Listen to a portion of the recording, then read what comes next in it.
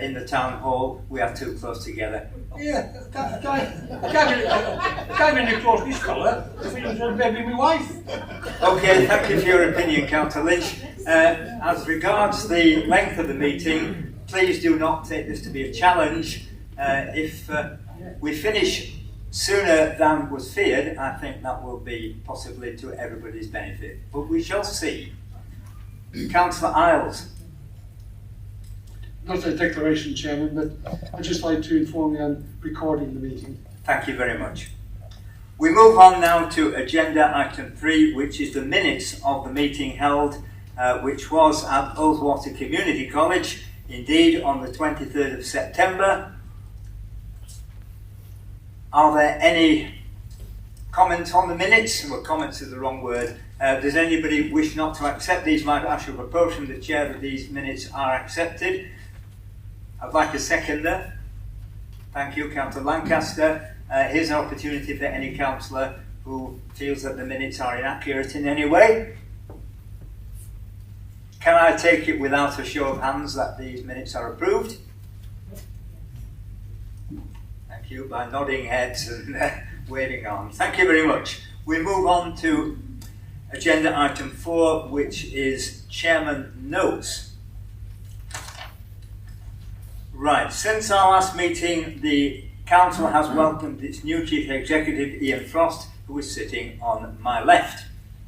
The Town Hall has reopened to the public following its long-term closure due to COVID, but as previously mentioned, it was felt that because of social distancing conventions, it was still not appropriate to hold a full meeting.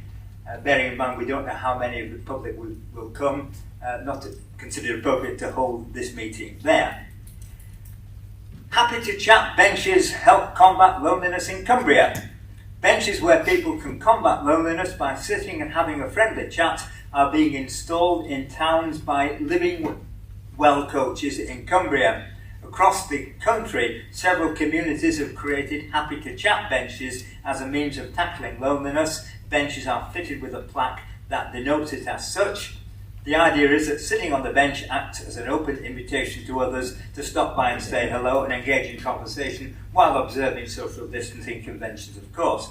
3 Happy to Chat benches can be found in Penrith, and they're located at St Andrew's Churchyard, Castle Park near the bandstand, and in Coronation Park behind the Town Hall.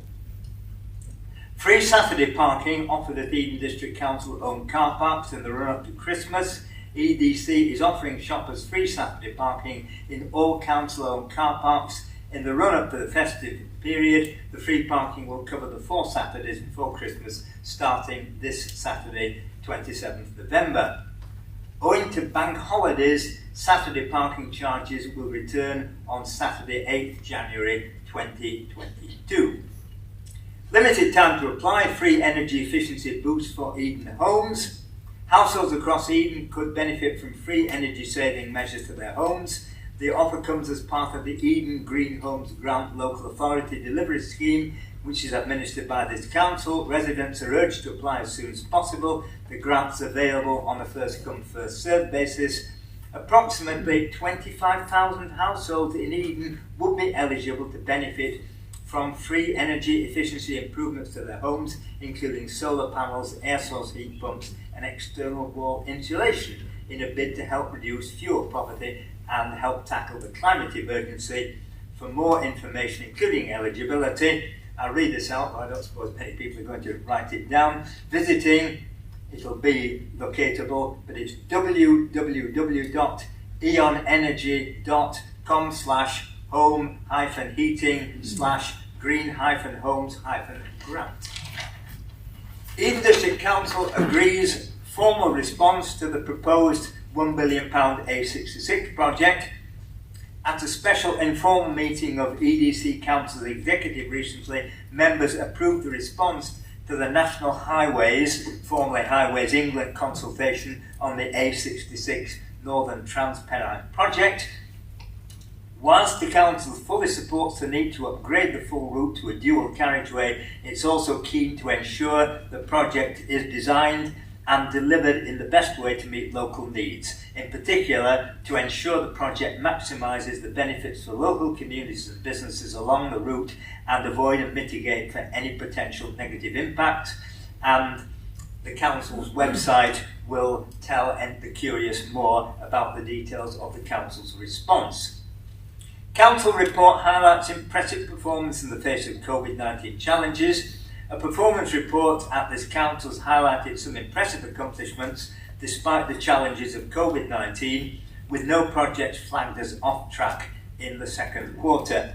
The quarterly report reveals that of the 55 Council projects and activities set out in the delivery plan, 46 are on track, 9 are close to target, no projects off target.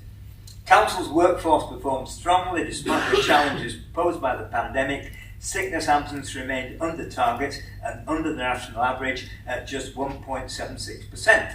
Staff turnover also remained under target at 6.4%, despite the significant One Eden restructure process, which is now nearing its completion. Council also had a strong performance in areas of its statutory responsibilities. Support for homelessness produced better preventative outcomes, 89% of cases, when compared with the North Western average of 65%.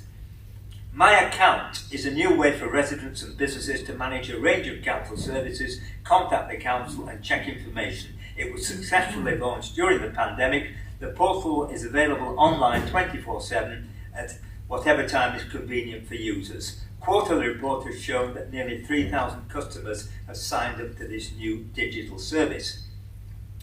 A flagship of the Council's sustainability programmes, the Greening Eden Businesses programme, helps local businesses reduce their carbon emissions and save money at the same time.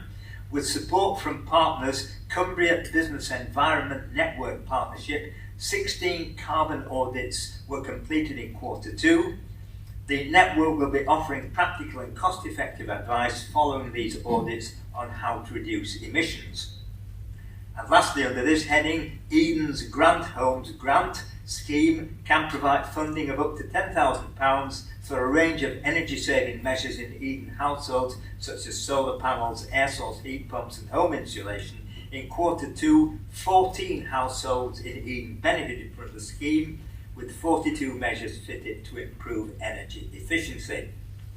You'll be glad to know I'm near the end of the beginning of this. Christmas tree lights in front of the Town Hall. Eden District Council took delivery of its Christmas tree, donated by local forestry specialist A.W. Jenkinson Forest Products, and this is standing outside the Council's Town Hall offices for the duration of the festive period.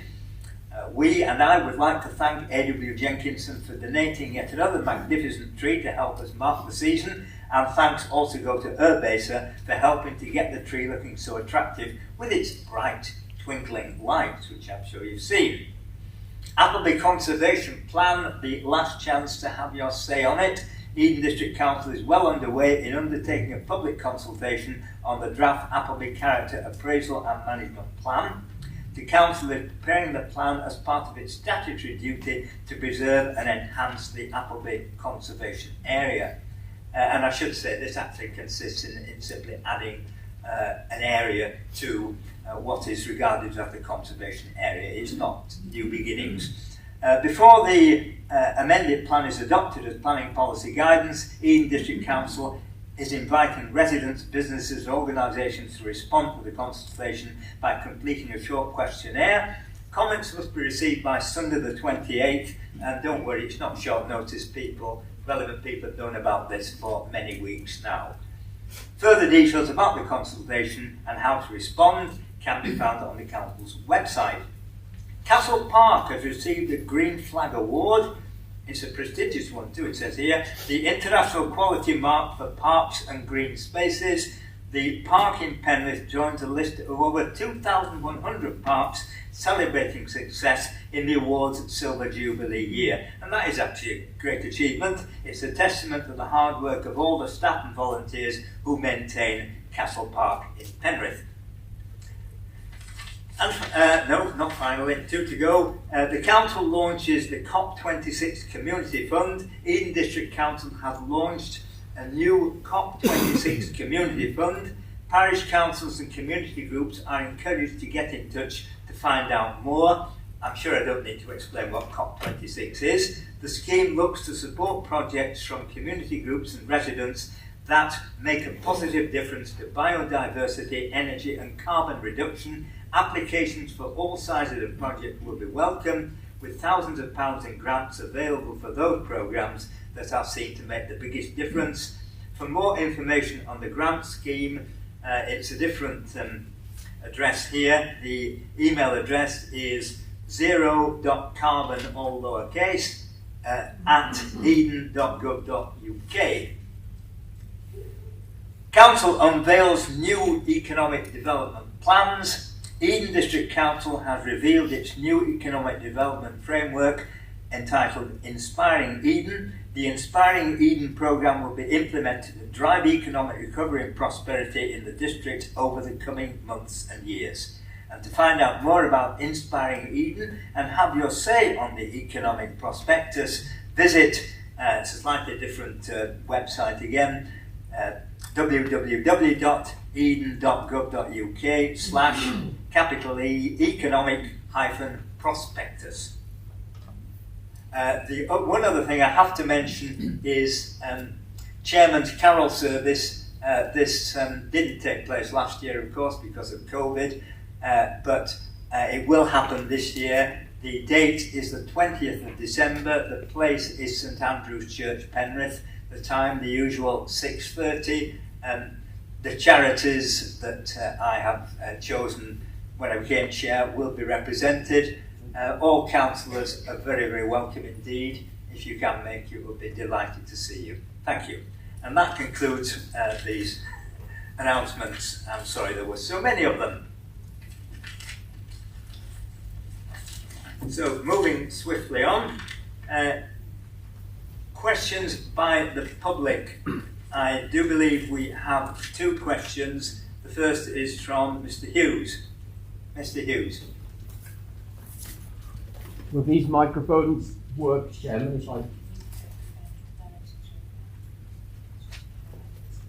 Yeah, you'll need to press the right hand button, the right hand green button. Thanks so much. Good evening, everybody. Yes.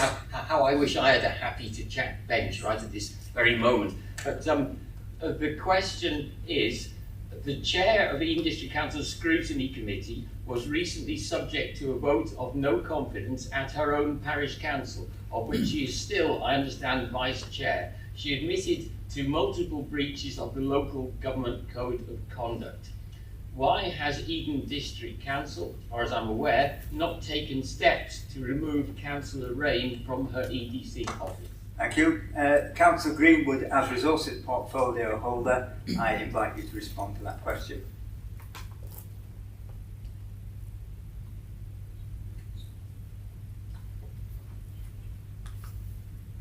Okay. Thank you for your question, Neil. The Council has not taken any steps to remove Councillor Rain from her Eden District Council office, as the Council has no authority to do so. Thank you. Thank you very much. Do you have a supplementary question? Yes, I do, Chairman. Well, first of all, I'd like an explanation of that in writing, because I understand that the Council appoints chairs of its committees, so I'd like an explanation of why I can't take those steps. However, we're in a time when even government ministers, having attempted to cover their tracks, are resigning in significant numbers. Now, if this is happening in a Conservative-led government, why can some creative action like this, and indeed honourable action, not take place within this district council, which is not led by the same party? Thank you for your question. I can tell you, you'll get a written answer. Thank you. Thank you very much. We'll move on now to Mr. Gary Tunstall. Gary, if you go over there and same thing, green button switches your light on, and you've then heard. If you read out your question, please. Yeah, good evening to all those present. The Council is due this evening to receive and discuss a petition as set out in agenda item number 8. The item The resident-led petition claims to have 1,313 signatures to put before the council this evening, including allegedly the leader of the council's signature. My question for the leader and the council is, has the petition been validated, i.e. checked via the electoral roll and with the 38 Degrees website to facilitate the petition, as there are allegations of false names which are enhancing its numbers? Thank you for your question. I'm going to invite the leader to respond. Thank you, Mr Tunstall. The Council is satisfied that the petition has been submitted in accordance with the requirements of our Constitution. Thank you. Do you have a supplementary question? Okay, thank you, Mr Tunstall. That concludes questions by members. By the public, I beg its pardon. And before I was just spotting my deliberate mistake, before I proceed to questions by members, there is a representation which has come from a member of the public who is not present, and I've agreed that the monitoring officer will read that out. Thank you. It's a Mr Kenyon, he's not here, is it? Oh, you are here, Mr Kenyon? Yes. Right. Yeah. Well, okay, well, in that case, read out your representation, please. If it's simply a representation, there'll be no discussion of it, it will simply be heard. Thank you. Yeah. Well, it's a long. You'll read all this. Okay, yeah, quite a long thing. To do with the car park at the Mansion House. Right here in connection with the rear car park at the Mansion House, which I believe is in with the sale of the Mansion House, and a right to express concern at the sale of the car park in with the Mansion House and inquire the current position as regards any potential sale.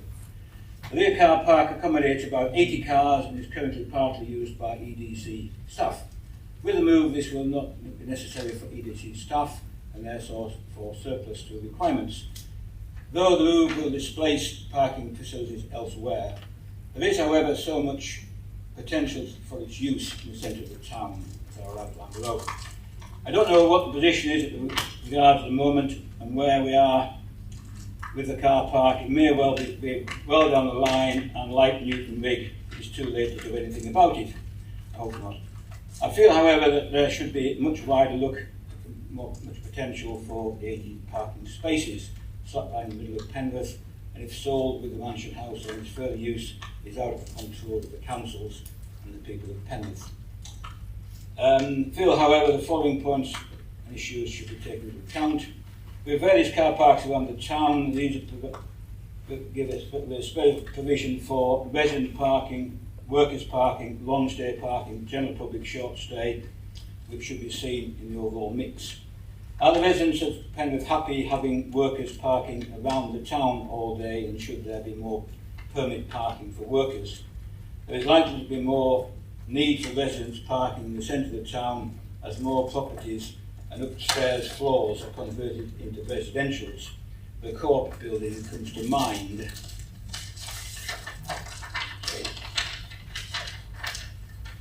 Ideas for destinalisation in the centre of the town, at whatever level, are mooted, and what would likely need more parking nearby.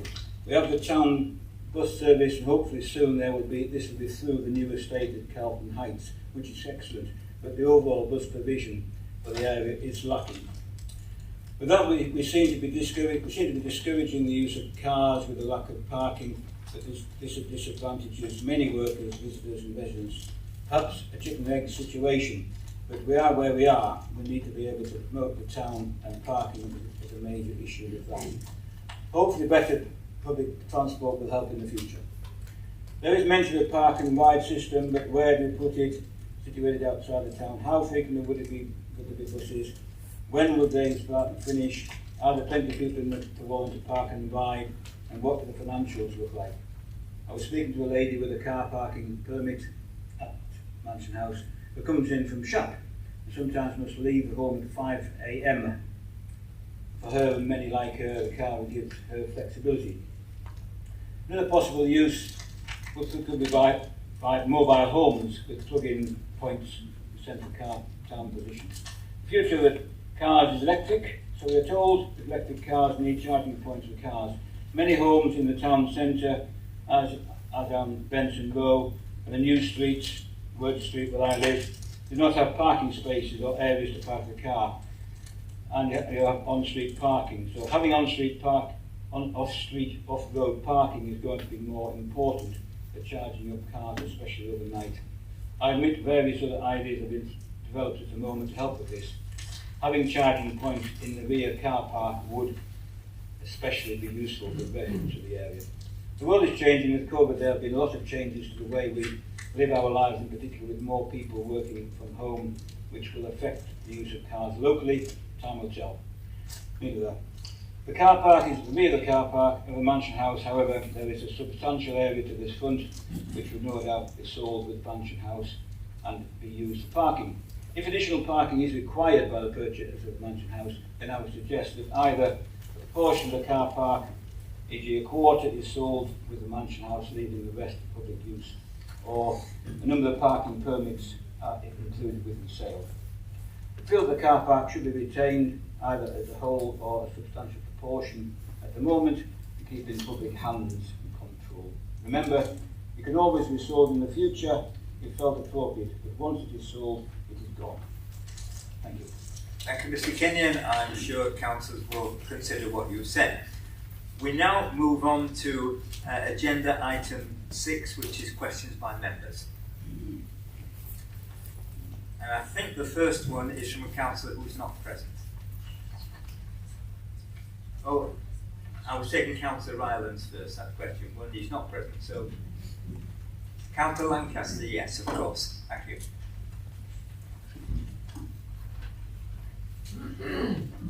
Once again, we hear important details from your articles in the Herald newspaper, page 2 of last week's edition.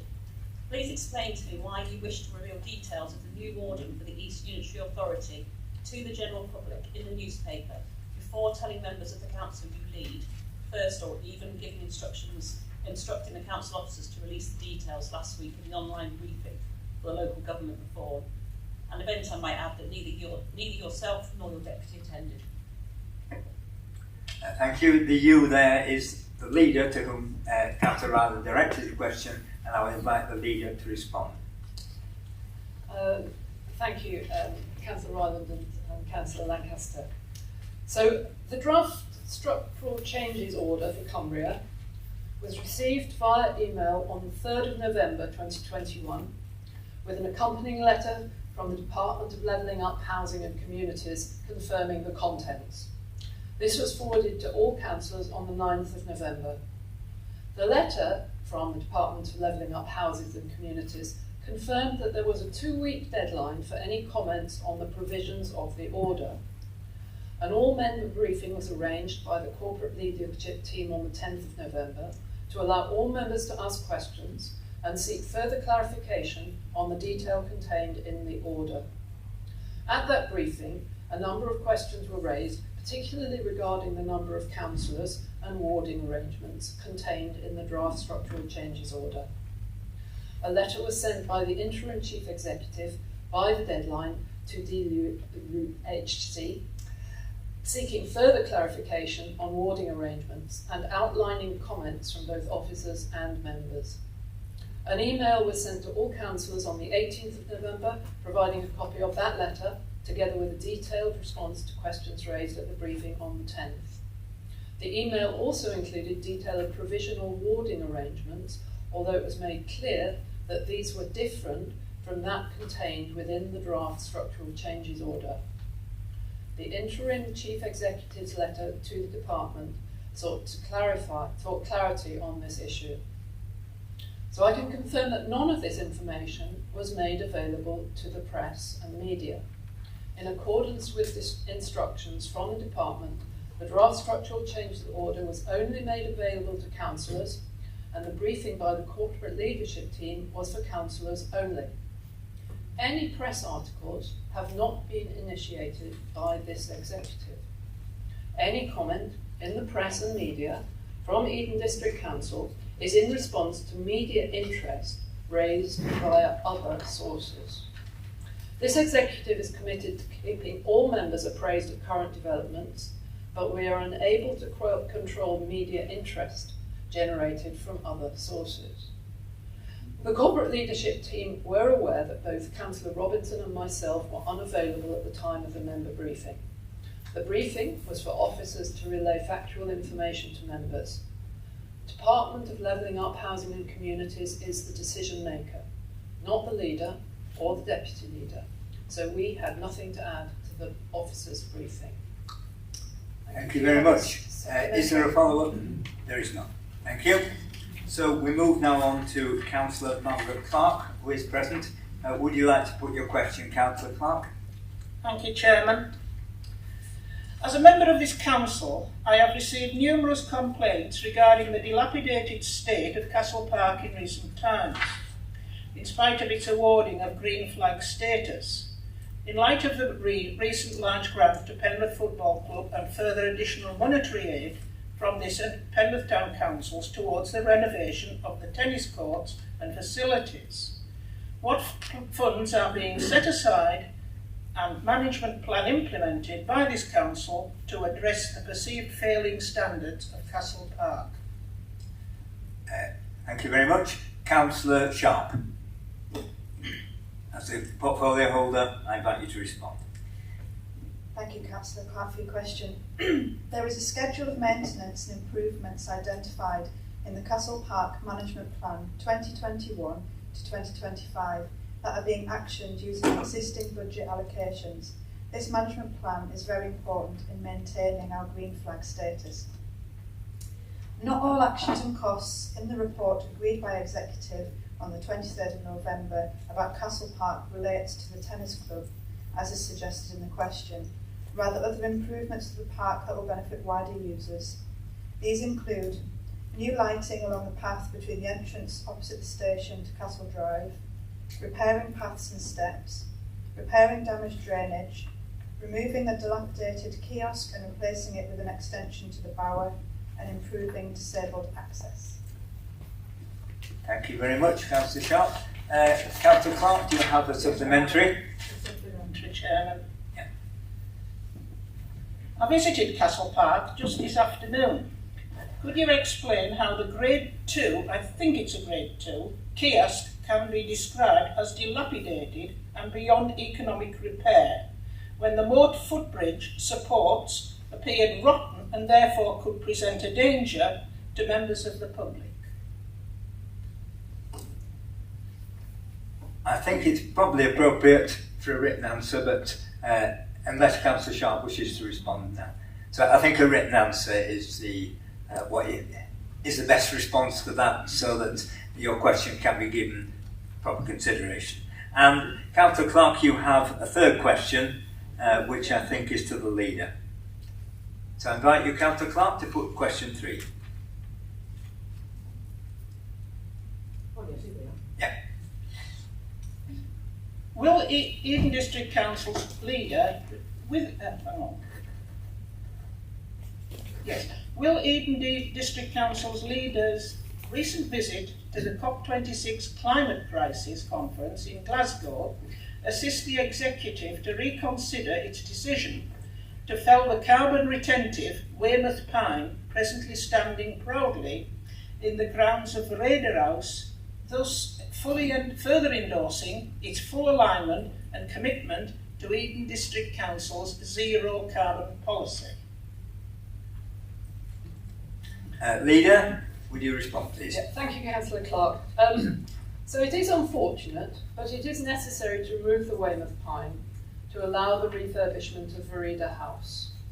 The reasons for its removal are: 1, to allow the formation of new supports for the external wall construction, combined with enhanced insulation buried at least a metre below ground level. 2, to allow for the necessary space for scaffolding for the safe erection of the new external wall construction. 3, to remove the need for installing additional subsurface protection to the adjacent external wall, which would be technically difficult. 4, to allow safe and adequate access around building during demolition and construction works. The carbon storage of the Weymouth pine is calculated at 743 kilograms. The calculated carbon footprint of Vereda House in its current form when occupied, is 81,000 kilograms a year. After the refurbishment, the anticipated carbon footprint of Reader House will be net zero. The plans also include planting 6 new trees, whose carbon capture will be small to begin with, but will increase as they grow. Therefore, keeping the tree would result in less than 1% of the carbon reduction made possible by its removal, and it is therefore in line with our zero carbon policy.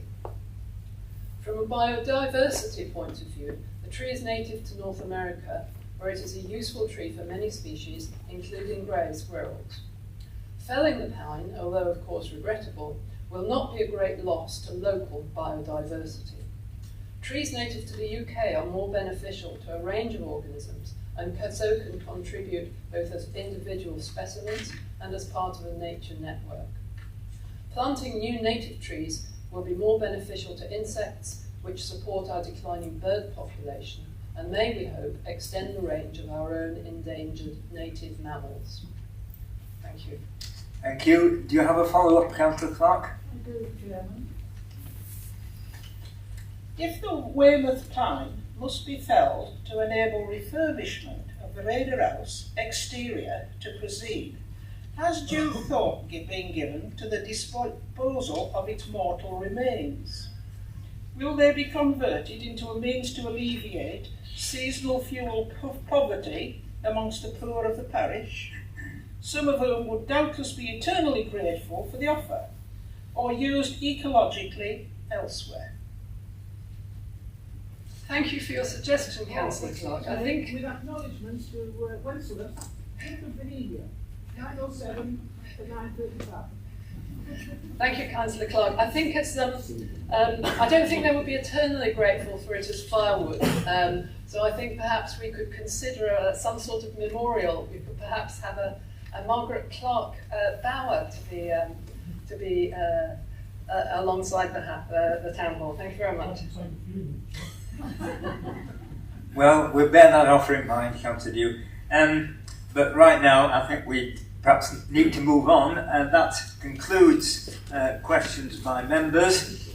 Agenda item 7 is motions on notice. It's my understanding there are none. We therefore move on to agenda item 8, a petition, Stop the Penrith Pond, which has been submitted and will be presented by Mr. Jeff Thompson of Fresh Air for Penrith. I invite Mr. Thompson to take his stand. He will make his presentation, which is normally limited to 5 minutes or thereabouts.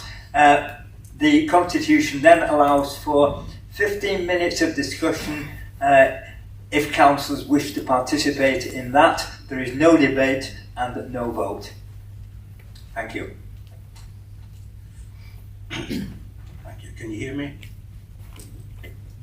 You press your green button, yeah, and your light will come on. Red light on. Yeah, right. Thank you. Thank you.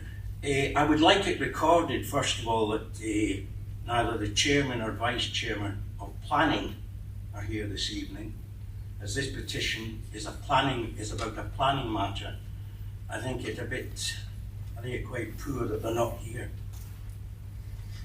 Given Eden District Council's record in failing to process planning applications from Leo Group, Omega Proteins, there are currently 9 live planning applications, some over 2 years old, from the company on the books of EDC planners.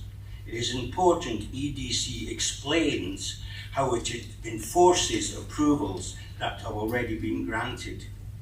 Planning application 170614, the installation of a thermal oxidizer plant, was given delegated approval by EDC in November 2017, with a condition that the development should be carried out in accordance with the plans that were submitted. Fuel to be used by the thermal oxidizer will be natural gas, tallow, meat and bone meal. Reference Development Summary, July 2017. The application was not for a waste management development. Reference question 22 on application form July 19, 2017. Currently, the Environment Agency is considering Amiga's application for an operating permit for this development. Amiga's application to the EA states the fuels to be used as a combination of Category 1 meat and bone meal, Grade A waste wood and effluent sludge. These materials are all considered by the EA as waste products, each with a waste code.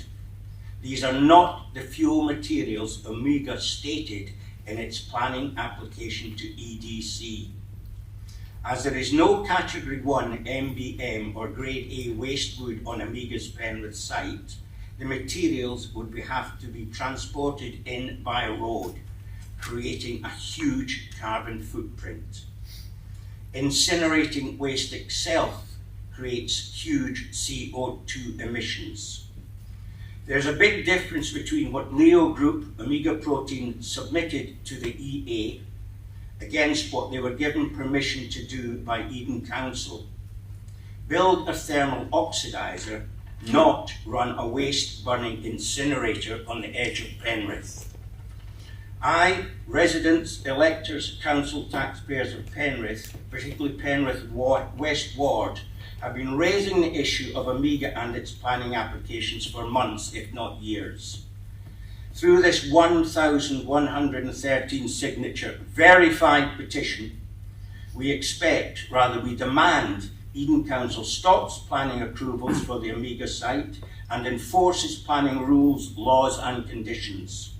EDC must enforce the planning conditions of application 170614 and tell the Environment Agency Amiga does not have planning approval to burn waste as a fuel. Plus, 9 live planning applications from Leo Amiga and EDC's lack of monitoring of the site means no one knows, least of all Eden Council, what has and what has not got planning approval on the Amiga site. The competence of this council as a planning authority is in question, as is the ability of district councillors as representatives of residents, electors, council taxpayers, particularly the Penrith West Ward, where Amiga is sited and inflicts most of its odour pollution. Thank you, Mr. Thompson. We now have up to 15 minutes of discussion. Is there any councillor wishing to speak? Councillor Taylor.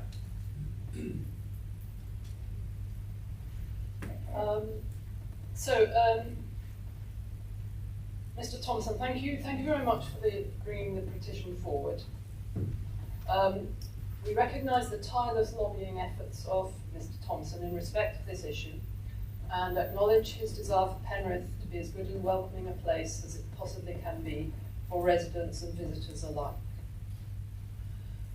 EDC fully recognises the strength of feeling this matter raises, and the petition demonstrates that many people share the desire for the cessation of odours from the Omega plant. I'd just like to add that I did not sign this petition. I represent the council ward, and I'll explain why in a minute. I represent the council ward where the plant is located, and I too wish that no nuisance is experienced by local people. I've made clear my objections to planning applications in the past when there were grounds to do so, in particular to the extension of the plant into open countryside, and I caused intervention in development taking place before permission is granted. Sometimes this results in retrospective planning applications. These, I know, many people in the community think to be unfair.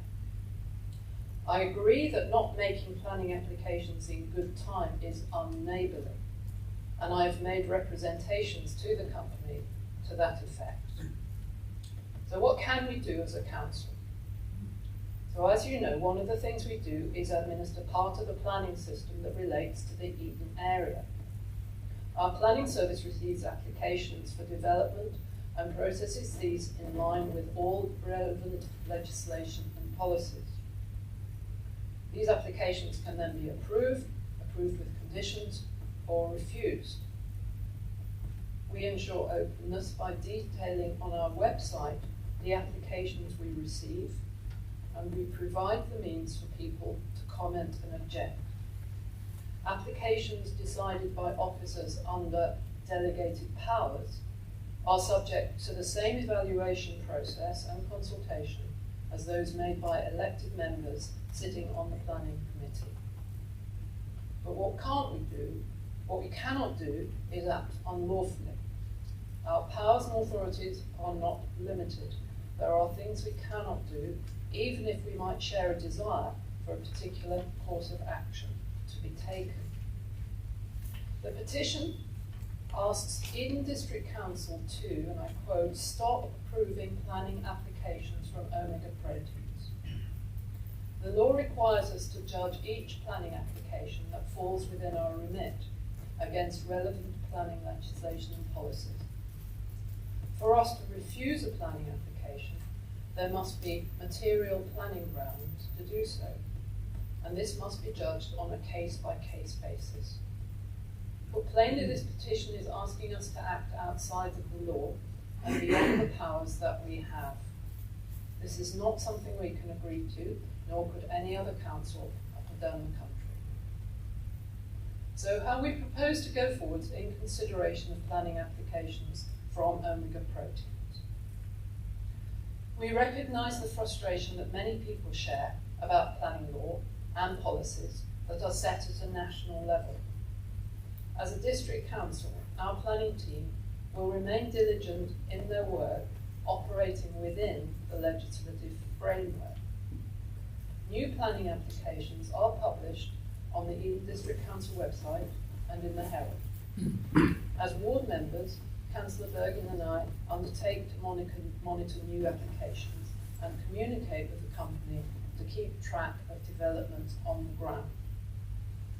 Mr. Thompson is right that this is extremely confusing.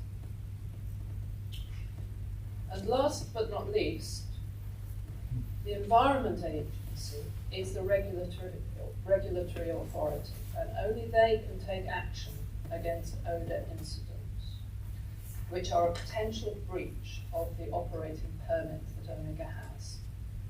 And I can only encourage all residents, when they smell a smell, to phone the odour hotline on 0800 807060, the 24-hour incident line, and the Environment Agency does follow them up and does monitor them. Thank you.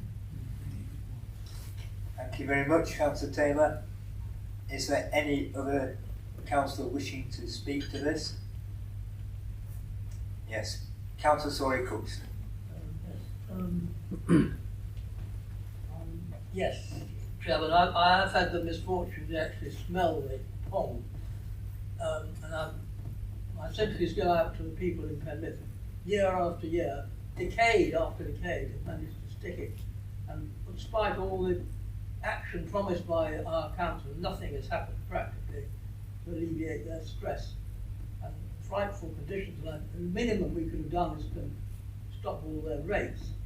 In fact, give them a special payment for sticking it out. Thank you. Thank you. Any other councillor wishing to speak? Okay, that concludes the discussion, and thank you for presenting your petition, Mr. Thompson. And we move on to the next agenda item, which is agenda item 9, Gambling Act 2005, Review of Statement and Policy. It's fallen to me to present this, is to consider the attached report, which runs to some 50-odd pages, of the Assistant Director Communities in respect of the response to the consultation on proposed minor amendments to the Statement of Policy and to approve the said amended policy. The recommendation is that the revised Statement of Policy as set out in Appendix A to the report be approved. I've been supplied with some information on this briefly, which I will convey to you. We don't have the Chair of Licensing here. We do have the Vice Chair if the Vice Chair wishes to speak. But what I'll do is I'll say my piece, seek a seconder, and then anybody wishing to speak on this including, of course, the Vice Chair, if he wants to do that, is welcome to do so. Right. Apparently, Section 349 of the Gambling Act of 2005 requires licensing authorities to prepare and publish a statement of policy every 3 years. The current policy runs from January 2019 to January 2022, and the revised policy must be published at least 4 weeks before it comes into effect on the 31st January 2022. So this is the last chance for us to do it. And in the report, Appendix A, which has, I wrote down the number of pages somewhere, yeah, pages 11 to 54, 43 pages, sets out what that is. The responsibility for regulation of operators of gambling premises falls upon the Gambling Commission, and they too issue codes of practice and guidance. The functions of the Council's licensing authority are licensing premises for gambling activities, considering notices for temporary use of premises for gambling, granting permits for gaming machines in clubs, regulating gaming and game machines in licensed premises, granting permits for family entertainment centres, granting permits for prize gaming, considering occasional use notices for betting tracks, and registering small society lotteries. Under Section 25 of the Act, the statement of policy must also have regard to any guidance that has been issued by the Gambling Commission. The current guidance was reviewed, and it was felt that only minor amendments needed to be made to bring the current policy up to date. There's been a consultation which took place between 4th August and 6th October and was also published on the Council's website. Just 2 responses were received, one of which made no comment. The second came from Gottschalk solicitors, who recommended 2 minor amendments, and they can be found in Appendix B of your papers, that is pages 55 to 59. So with very minor amendments to this policy and just one representation that's been included into the draft policy that served this council well for a number of years, it's recommended that you approve the statement of policy to continue from 1st January 2022 until 2025, by which time there will be a different authority, we believe, that will consider what happens next. Now, there's an opportunity to debate, but before I do that, I will ask, do I have a seconder?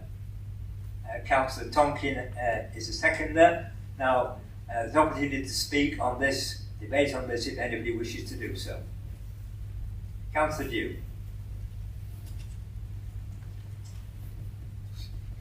Thank you, Chair. Yeah, as you said, there was a list of statutory consultees. There were 2 responses, but only one of any significance, and that was from Gottschalk, and that is a body that represents the Betting and Gaming Council. It made 2 minor amendments, which I wouldn't argue with, but in its letter, which you may or may not have read, page 55 and following, it makes a very bold claim that the BGC members, British Gaming Council members, support 119,000 jobs, and gambling is integral to the survival of sport. What a terrible position, Chair, to find ourselves in, because anyone would think from this letter they were doing it for altruistic reasons, but of course they're doing it to promote gambling, sport being presumably for the benefit, health and otherwise of its participants. It's bizarre, rather like the tobacco industry, that it's supported by gambling, which is a huge problem throughout this nation, and in fact is recognised by the BGC itself, because it puts £100 million into charities that support problem gambling, having created that problem in the first place. It's really important that as councillors who want to act responsibly for our electors and our residents, that we're aware of this particular problem. As I've already said, tobacco used to be one of the main sponsors for sport. It would be like the tobacco industry paying for oxygen and possibly even coffins for those who have died or are dying of lung cancer. This is an issue that really does need sorting out, Chair. even though we're not debating that particular issue tonight, the least we could do is be aware of it. Thank you. Thank you very much, Councillor. I don't think, however, you or anybody else imagines that the council is expressing enthusiasm or other for gambling. It's not expressing a view on it, it's carrying out its statutory responsibilities. And you understand that, of course. Now, is it anybody else wishes to speak on it? Councillor Baker? No. You're welcome to do so, but in lieu of Councillor Holden. I would just commend this report to members. It was considered by the committee on the 3rd of November and passed unanimously. Thank you. Any other contributions to the debate? Okay, we'll have to take a show of hands on accepting the report, which is what we're required to do, that the draft report, the revised statement of policy be approved. I think that committee is unanimous and carried. Thank you very much. We move on now to agenda item 10, and somewhat to my relief, I'm not presenting this. This is Green Homes Grant Local Authority Delivery and Home Upgrade Grant. It's pages 61-66 of your bundle, to consider the attached report of the Assistant Director Communities and requesting that we note the outcomes, note progress and approve the partnership with E.ON. But I will leave this to the portfolio holder, Councillor Derbyshire, to present to you. Could I just point out that it has communities at the top rather than housing and health portfolio? Okay. Hopefully all of you already know about Green Homes Grants Local Authority Delivery 1A, which you've already finished, and the work that's been going on about that, because I know I've spoken to you before on that. 1B is ongoing at the moment, but you may be saying, well, what is phase 2? So it's the continuation of phase 1A, the LAD 1, which we've been working with E.ON to retrofit homes around Eden with energy efficiency measures. Not only does the retrofitting of house benefit the participant by lowering their energy bills and improving the efficiency of their homes, it also helps save the planet by reducing carbon emissions. This is integral to achieving our goals of becoming carbon zero country, as around 14% of the UK greenhouse gas emissions are produced by energy from our homes. I'd also point out that though the grant is coming towards us for that sort of issue, it also makes people healthier in their homes. If they're in a warm, non-damp home, they're going to be healthier, which puts less pressure on the NHS. So what's on the offer in the scheme? Through the LAD 1, houses have been able to get a variety of measures, including but not limited to loft insulation, external wall insulation, solar PV and air source heat pumps. These installations and measures are completely free to the consumer and can cost up to 10,000. The policy generally has been that you look at the structure first, you do the insulation, you get it all in good state, house in a good state, and then you fit the right and correct heating to go in it. But you deal with the structure first. So to date, 77 of these measures have been installed across Eden as part of LAD 1, with 105 in the pipeline to be completed. Furthermore, the number of surveys and assessments being done to prepare for this work is increasing each week as E.ON get on board more qualified retrofit assessors and installers. In the future, with hopefully the agreement tonight, the acquisition of the full council approval for our latest contract with E.ON, we'll be able to commence delivery through LAD 2. This scheme will be carried out by a consortium of all the local authorities in Cumbria, which has been led by ourselves at Eden. In a way, the expertise that Eden gained through doing 1A and 1B, we spread out throughout Eden because a lot of the rural districts in the county have similar problems to ours. So they've been learning from us, working with us, and we've done a county bid, which is the LAD 2. Our target is to install 573 measures throughout the Cumbrian districts with a total approximate 1.5 million to be used. These schemes will run linear and allow customers to participate in multiple schemes of the stages of the scheme, so that we get their EPC up to a better level, better than D, and hopefully bring Eden's housing stock to our highest standard as possible. For example, I know there's residents who have done work on their houses on under 1A, we may do some more under 1B, and some further work under scheme 2, which we can do. So how can you help? And I know I've talked to you all in the past about this, and certainly covered it when I've been talking to overview and scrutiny. The best thing you can do is spread the word. So when you're going out and talking to parish councils, when you're chatting to residents, chatting to your GP, if they know of people who are struggling because their house is too cold, get them to get in touch with the Eden District Council. If you get in touch, you can either go on the web page or call customer services and you'll get put through to the right people. You can then learn more about the scheme and be put in touch with either a member of the team or a member of the EONS team, be able to discuss what you're wanting to do and how to start the process. In addition, it's also useful that you can know about other schemes like the Eco and Eco Flex, which can also help. There's more information about that on the Warm Homes Eden page.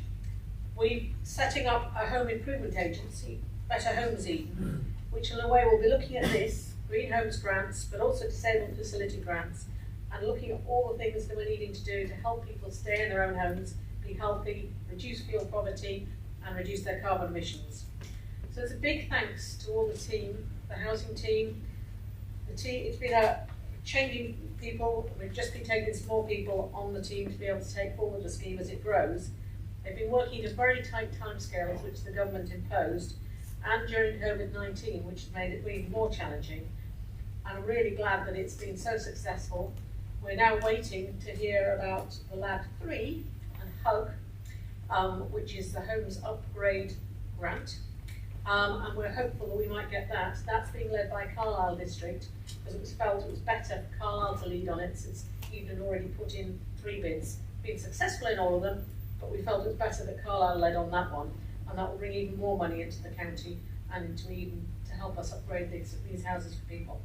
So I recommend that the outcomes of Phase 1 Green Homes Grant Local Authority delivery and the progress on Phase 1B and the taking forward of Phase 3 Green Homes Grant and HUG be noted, and we agreed a partnership with E.ON for the delivery of Phase 2 of the Green Homes Grant LAD scheme for Cumbria in line with the council procurement procedures.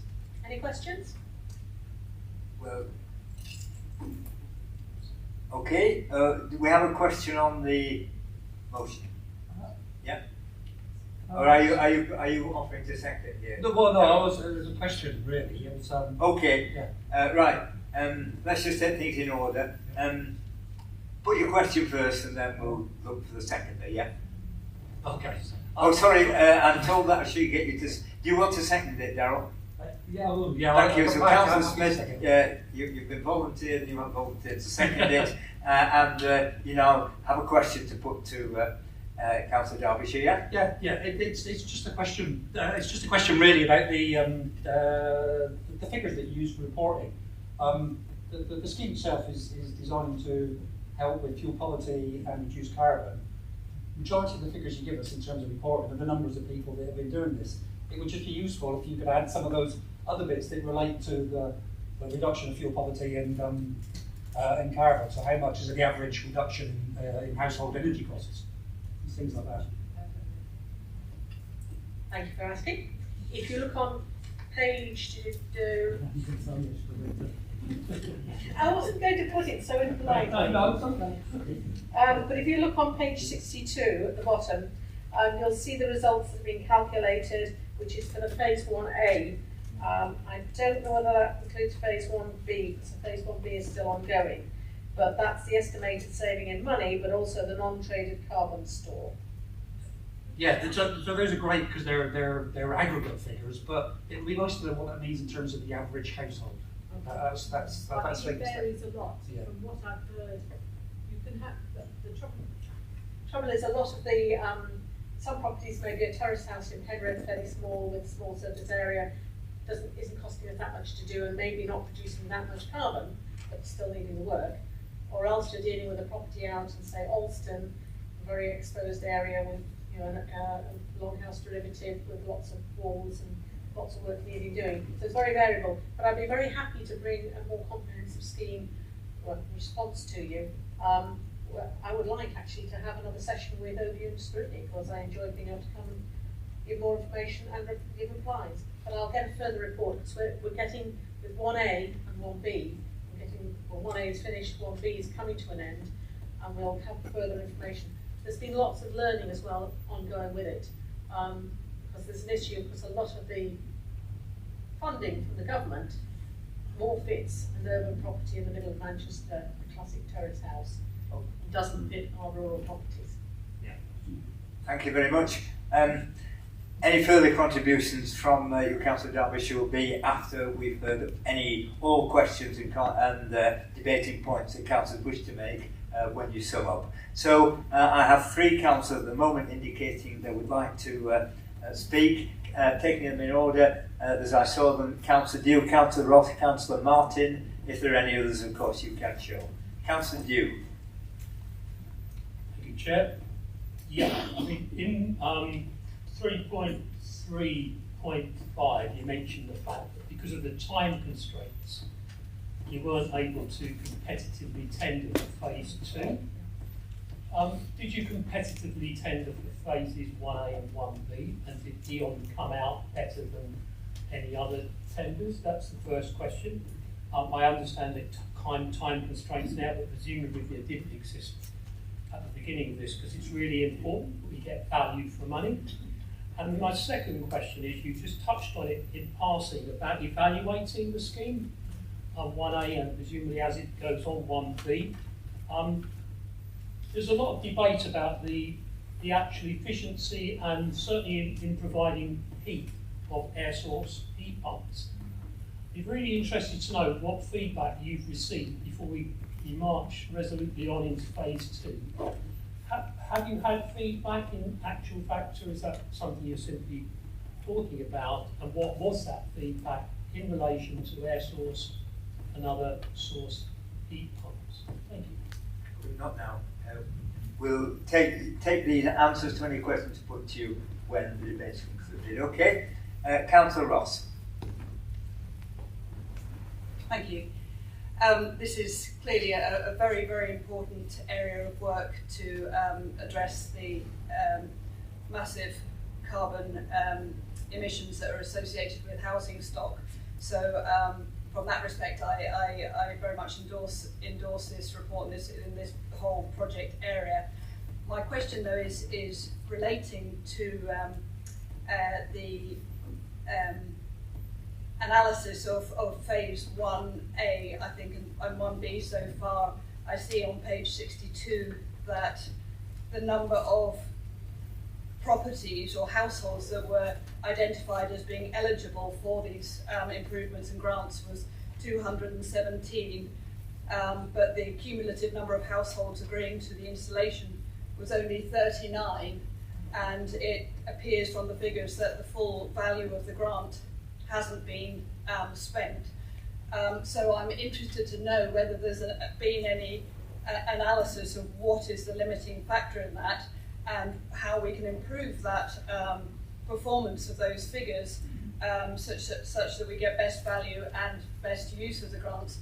Is this a matter of reaching out in communication and actually raising awareness of the scheme and the benefits that it offers? Or is the limiting factor the availability of installers and technical provision in terms of, I'm very aware that there is a very limited pot of qualified and eligible installers to actually install some of these measures. And obviously those two limiting factors would require very different measures to address them. So I'd be interested to know your analysis of that. Thank you. Thank you. Councillor Martin. Yeah, I was going to follow on from Councillor Ross then. She kind of asked a similar question. The maximum grant of 10,000 in District Council topping up to 2,000, did that fully cover the cost? Did residents have to add any cost to the installation of any of these? Also, I would be interested to know, maybe other councils would as well, if any, which wards these installations were in, so that if we are missing some households in our own wards, we can then contact. Thank you.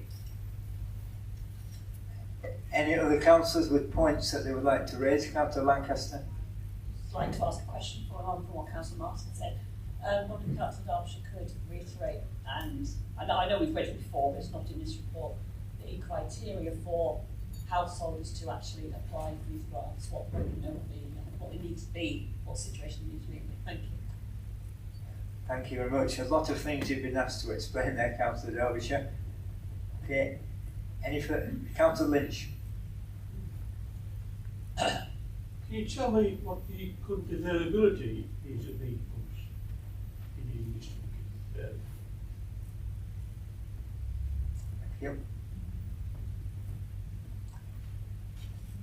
Councillor Derbyshire, there's quite a lot there for you to respond to.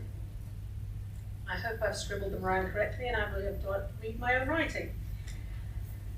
Yes, I'll have to check, but I'm pretty certain that we had to go with E.ON for the procurement of 1A and 1B, not because basically I don't think there was anybody else who could get to do it. But I will check with that and I will get back to you on it. But we did have to go through the right procedures. I'm looking at Lisa because she might know more about it, because I think she dealt with the legal side of it at the time. Air source heat pumps, sorry, this was Phil. Air source heat pumps, yes, we will find out about getting feedback. I have had a presentation by the person who was dealing with phase 1A and start of phase 1B. Because we're having to report back to BEIS, Business, Energy, Industry Strategies, whatever, yeah, the Department of, on how this is going, because in a way we were a pilot.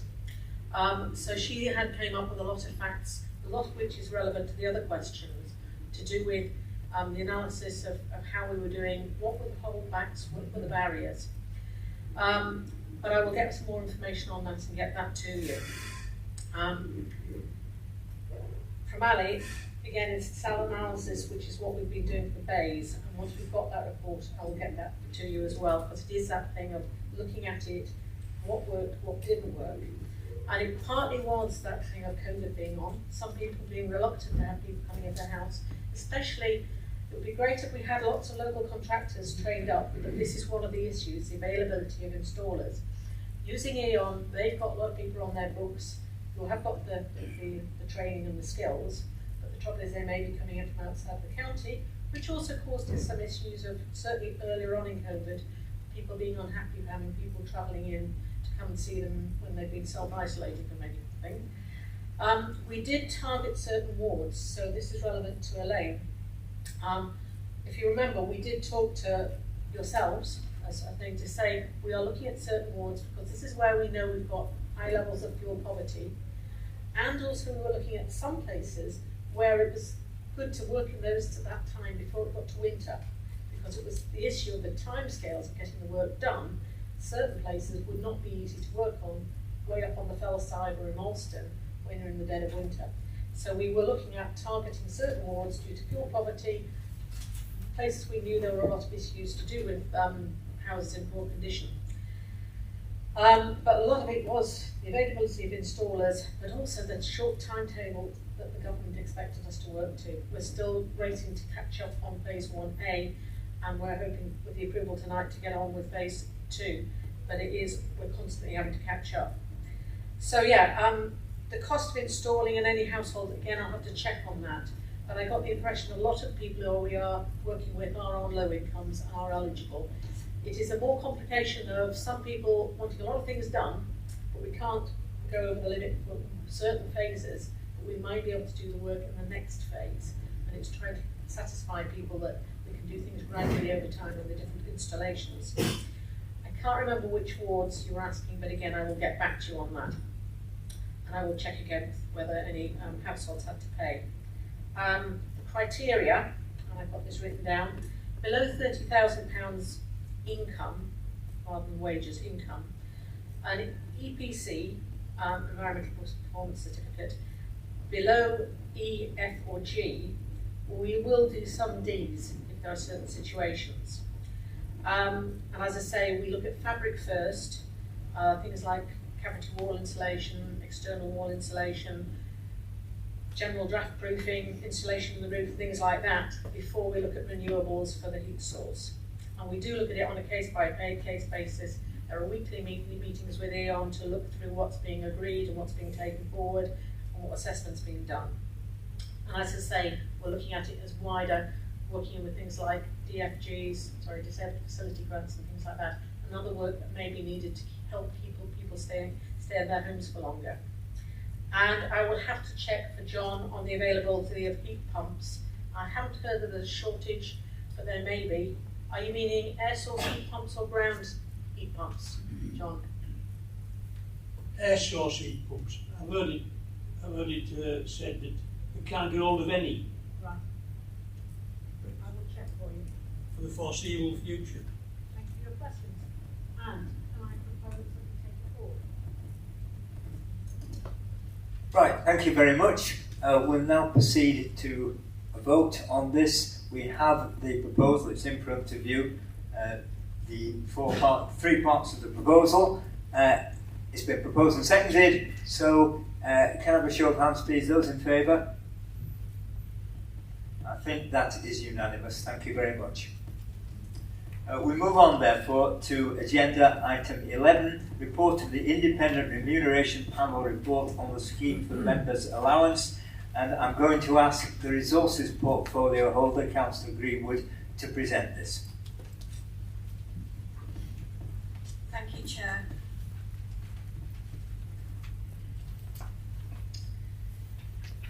The scheme of member allowances is reviewed and agreed every 4 years and should have been updated in April 2021. This was only picked up after the deadline was missed. Discussions were held with the Independent Remuneration Panel and further work held over until the local government reorganisation decision was known. The panel agreed, following the local government reorganisation decision, that a light touch review would be undertaken given the short time remaining and considering a full review was completed 4 years ago. They have prepared a report using this review, which is presented at Appendix 1. In preparing their report, they have considered the existing scheme, the frequency of committee meetings over the last 5 years, comparative information on allowance levels and other scheme aspects from similar district councils in Cumbria and 2 district councils from North Yorkshire, local wage rates from the Office of National Statistics. The Independent Remuneration Panel's main recommendations are that the basic allowance is maintained at the current level for 2021 to 22 and increased by indexation for 2022 to 23. The following amendments to the special responsibility allowances: a rate be added for HR and Appeals Chair special allowance, as this was not included in the existing scheme. The Chairman of Accounts and Governance Committee rate is matched to the Scrutiny Committees. That the leader of the second largest group rate is matched to the leader of the largest group in recognition of the current size of the groups. And other aspects of the scheme are proposed to remain unchanged. Whilst we understand the reasons for the panel recommending indexation for members' allowances, and we thank them for their recommendations and report, our proposal is to freeze allowances for 2022 to 23 at the same level as 2021 to 22. And the reasons for this are that the Independent Remuneration Panel state in their report that Eden provides a favourable rate of allowances, that the current scheme is soundly based, and the basic allowance of £3,972 is reasonable. And bearing in mind that having considered this report and all of its implications, including the recommendation that it would be backdated. What the reasons that we have a proposal to freeze the allowances is because of the last 20 months in our area, given the difficult economic climate. We're just very aware that Eden as a district has had the second highest furlough rate in the country, and we all know how difficult that has been for people living on 80% of wages or less. We know that 1 in 4 children are living in poverty at the moment, and we know that people are suffering economic hardship, including housing difficulties at the moment. Housing difficulties at the moment, especially in my ward, where people just don't know where they're going to be living after Christmas, and other difficulties which we all are aware of, talking to our residents in our wards. So we are aware of very real financial hardship at the moment. And so, all things considered, we are coming to a proposal which will require an amendment to recommendation 2.1. And the amended recommendations are therefore to consider the report of the Independent Remuneration Panel and approve the recommendations to apply from May 2021, except to remove indexation increases for the basic allowance in future years. So we are all aware as well that Eden District Council will cease to exist on the 31st of March 2023. So what we're proposing is to keep the allowances the same, to freeze them from for the last year, the last 12 months of council. So basically keeping the same allowances and just freezing them until we cease to exist. And to consider the proposed changes to the members' allowance scheme and adopt the revised scheme for inclusion in the Constitution, and that the Assistant Director of Legal and Democratic Services be authorised to approve and authorise any minor or typographical changes to the text of the members' allowance scheme following its adoption by Council. Thank you. Thank you very much, Councillor Greenwood. I think members will be aware, therefore, that what's being presented by Councillor Greenwood is not what was in your bundle, but the slightly amended version which you got today, and I hope most of you printed out. And she's made it clear what these changes are.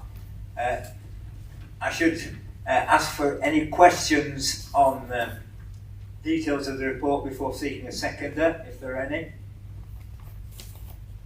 In that case, I'll move on to asking, is there a seconder for Councillor Greenwood? Councillor Doug Lawson is the seconder. And I'll throw it open to debate. Any councillor, please, wishing to speak on this report and the recommendations, please do so now. Please indicate.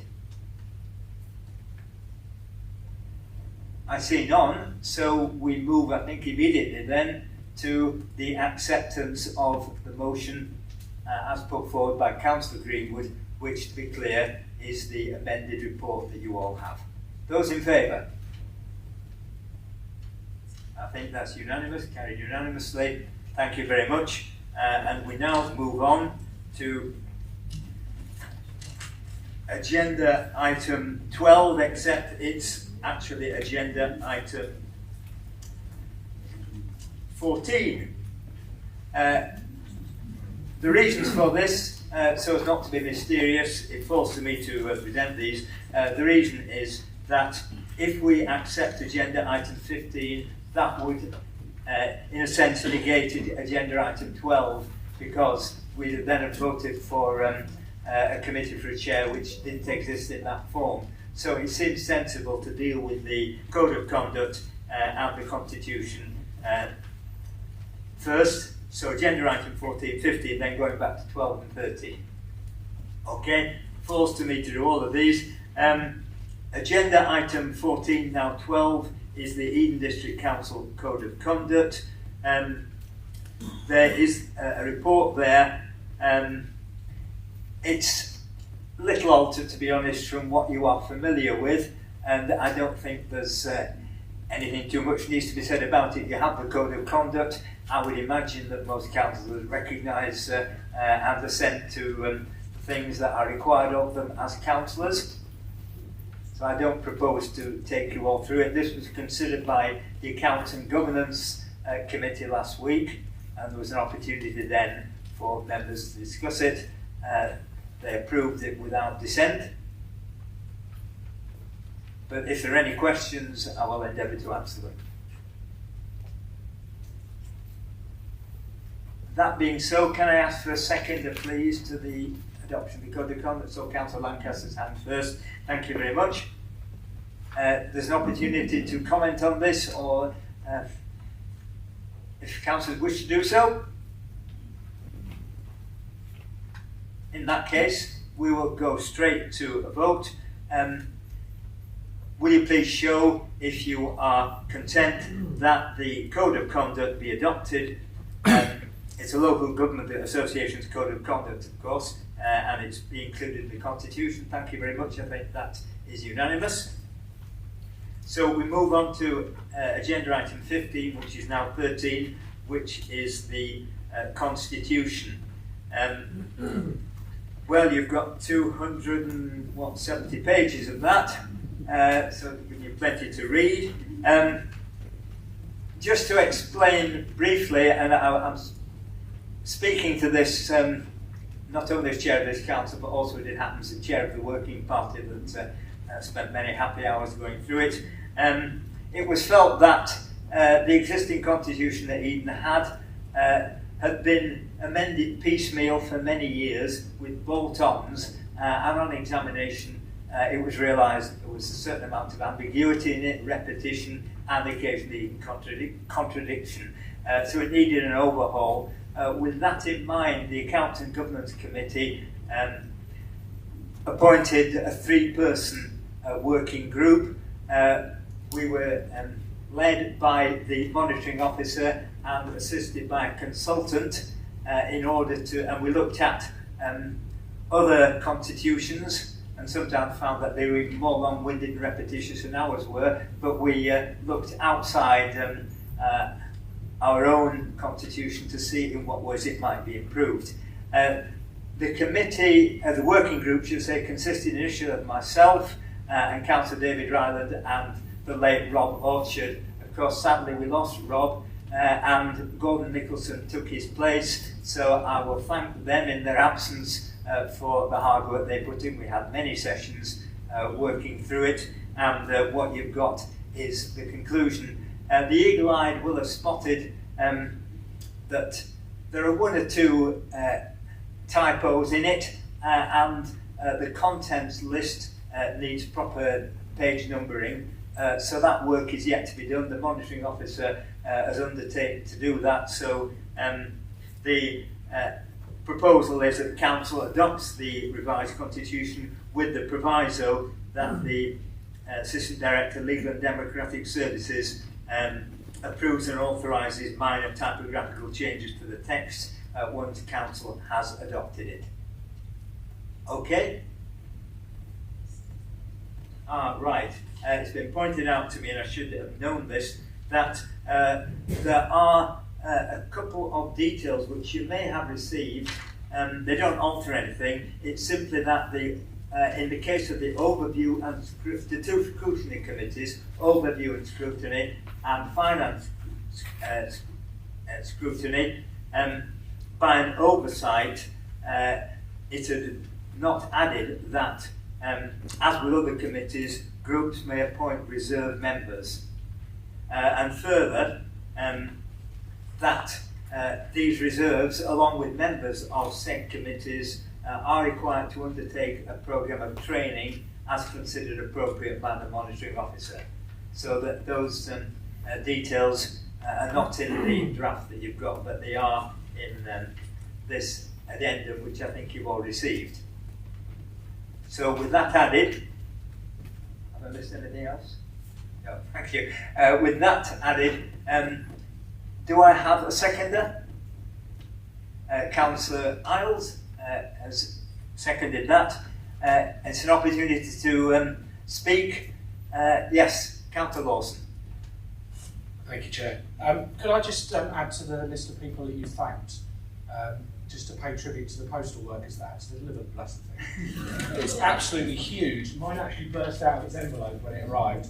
And just ask, if we've got something that size to go out in the future, could we have an opt-out for those of us that are electronically inclined? So we just receive that electronically. Okay.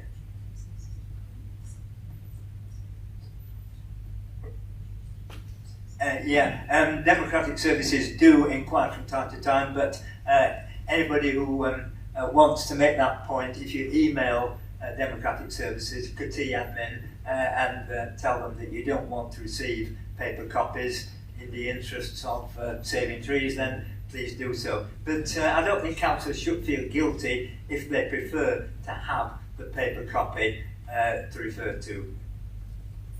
Yes, Councillor Dew. Well, by complete contrast, Chair, I was delighted to receive mine through the door, except it didn't go through the door. But they tried valiantly. It's sort of half in and half out, to be fair. I was so excited to receive it. I thought that Father Christmas had arrived. Yeah. But then I realised I am Father Christmas. Yeah. So, there we are. It's bizarre, isn't it, that this was meant to improve clarity and reduce repetition, and yet it's still 260 pages long. It's fascinating. I'm really looking forward, Chair. Yeah. And maybe it will come in time for Christmas, the toolkit. Because I can't say it was the most fascinating read I've ever received. But unfortunately, I do think all this work, and I do thank you for it, is like to be superseded very soon by local government reorganisation, who presumably will put it in the bin, which is where my fellow councillor put his, and they'll start all over again.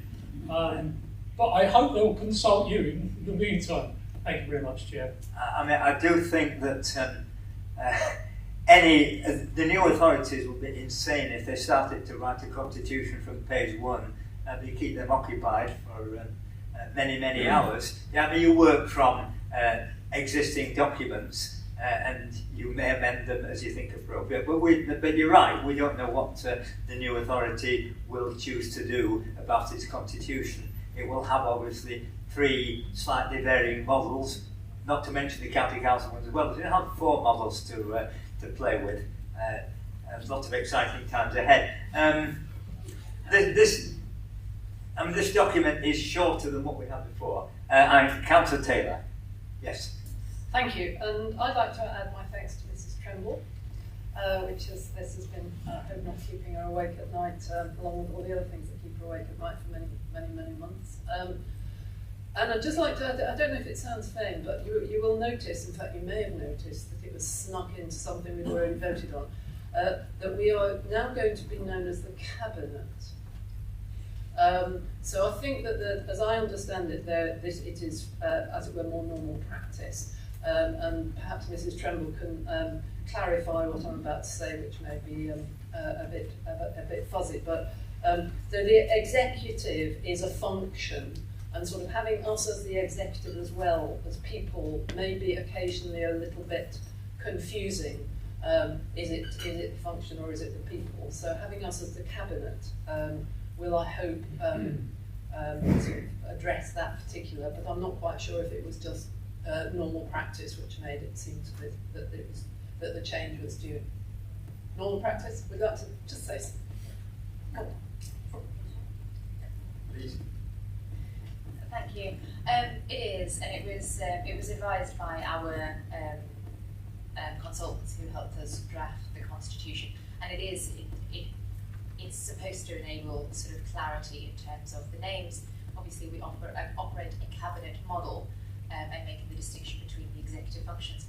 But Councillor Dew, I'm very glad that you mentioned the toolkit, because that will be forthcoming in terms of, whilst there aren't significant changes in terms of how this council will operate, there are changes that I think it's important that members are aware of. Now, a lot of them were contained within the briefing document that was sent out, I want to say earlier this month, it was probably last month, but what we will do is we're putting together some flowcharts and some toolkits, and we're also going to offer some more briefing sessions on changes that will potentially affect councillors and how they go about their business.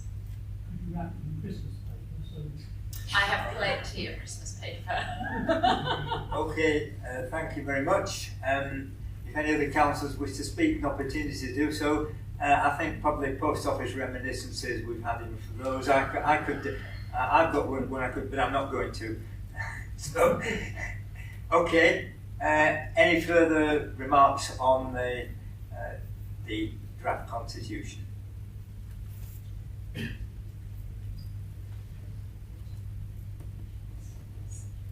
Yes.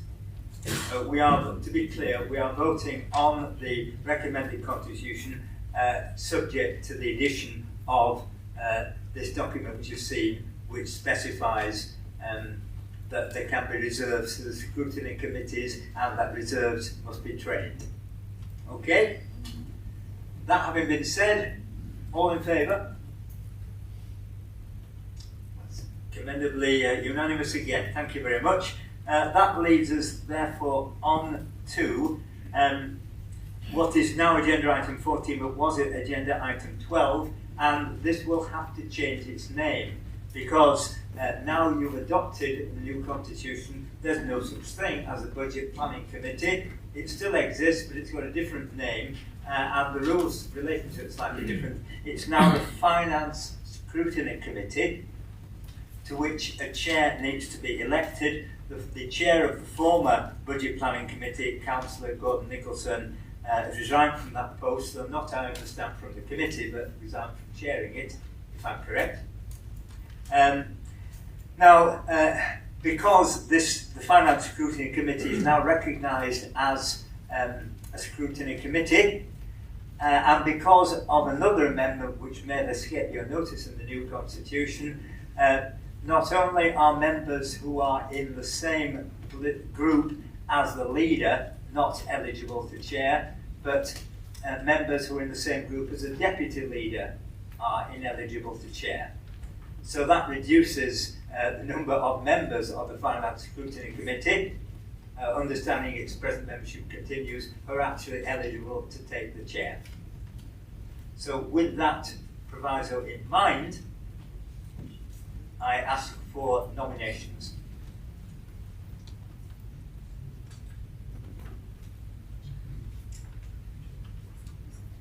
You need to look at the list of people. Yes, I think it would help if the monitoring officer read out the field. If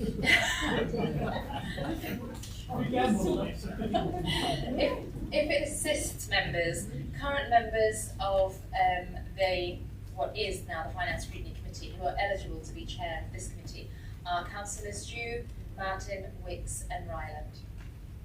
And Councillor Nicholson as well, but given that he has recently resigned, I would assume that he would want to take that position up again.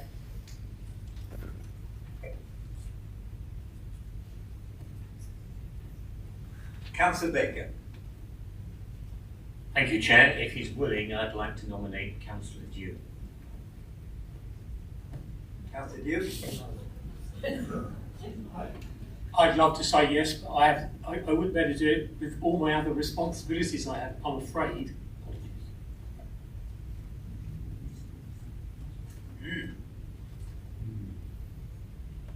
Have we any other nominations?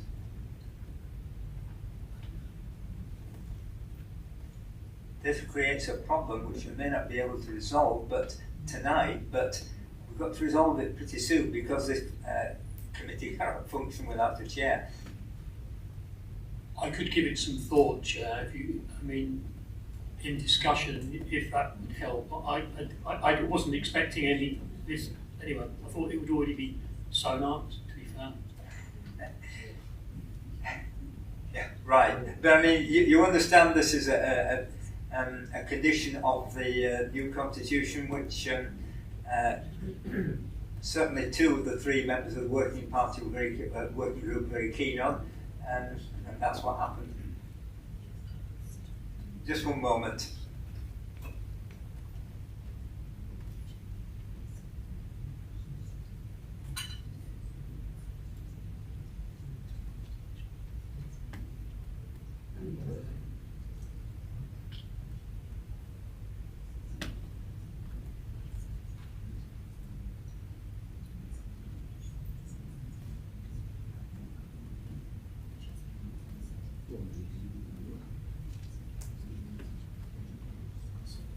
Okay, this is creating some knotty problems, and I think the appropriate thing to do is have a 10-minute adjournment. Sorry if you desperately go home, but we have a 10-minute adjournment. You can get a coffee, of course, if you aren't in or indeed any other drink that suits you, because they're all available here. So we'll adjourn for 10 minutes and try and work out how we deal with this. What time we come back? We'll say 8:33. How about that?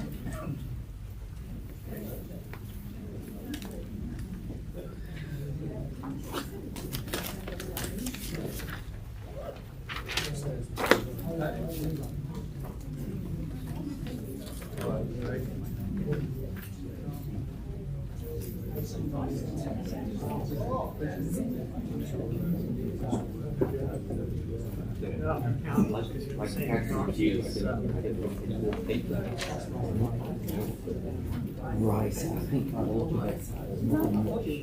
You're going to be thinking I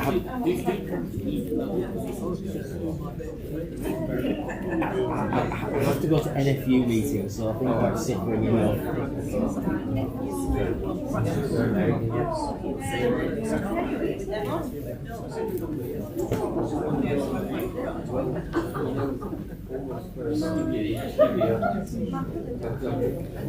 up.